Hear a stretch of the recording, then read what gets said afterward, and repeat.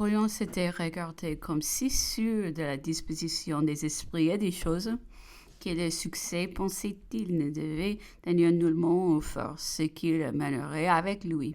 Ces garanties d'un piquet des gendarmeries, disait-il, étaient tout ce qu'il lui fallait où tout arriva comme il avait calculé. La victoire marcha au pas de charge, et l'aigle national vola des clochers en clocher jusqu'à tour de Notre-Dame. Mais, ajoutait-il, ce ne fut pourtant pas d'abord sans des vives inquiétudes. À mesure qu'il avançait, toutes les populations se prononciaient avec ardeur. Il est vrai, mais il ne voyait aucun soldat les lui enlever de son passage. Ce ne fut qu'entre murs et visiers à 5 ou 6 lieues de Grenoble et le 5e jour de route qu'on rencontra enfin un premier bataillon.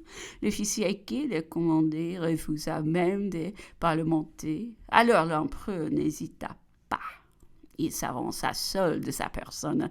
Son de ses grenadiers marchaient à quelque distance de lui, leurs armes renversées. La vue de Napoléon, son costume, sa petite redingote grise surtout, feront magique sous les soldats qui demeurant immobiles. Il continua droit à un vétéran dont les bras étaient chargés de chevrons et le prenant rudement par la moustache, lui demanda s'il aurait bien le cœur de tuer son empereur. Les soldats, les yeux mouillés, mettant aussitôt la baguette dans son fusil pour montrer qu'il n'était pas chargé, lui répondit « Tiens, regarde si j'aurais pu te faire beaucoup de mal. » Tous les autres sont des mêmes. Et des cris de « Vive l'empereur » partant de tous les côtés.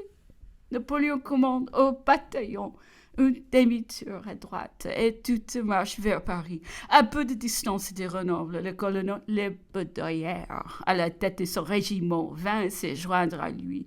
Alors l'impulsion fut prononcée et la question, dit l'empereur, à peu près décidée. Tous les paysans du Dauphiné bordaient les routes. Ils étaient ivres et furieux de joie.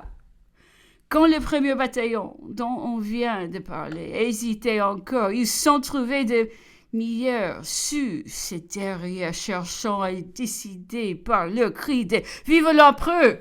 tandis qu'une foule d'autres étaient sous le derrière de Napoléon, excitant la petite troupe à avancer, l'assurant qu'il ne lui serait fait aucun mal.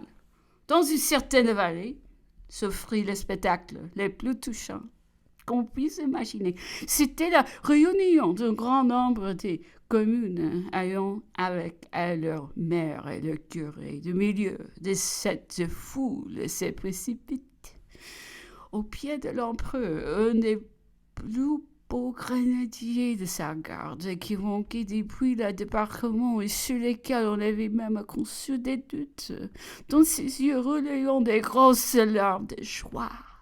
Il tenait dans ses bras une vieille de 90 ans. Il le présentait à l'empereur. C'était son père qu'il était venu chercher et qu'il amenait au milieu de cette multitude. L'empereur avait ordonné plus tard aux Tuileries qu'on peignît un tableau de cette circonstance.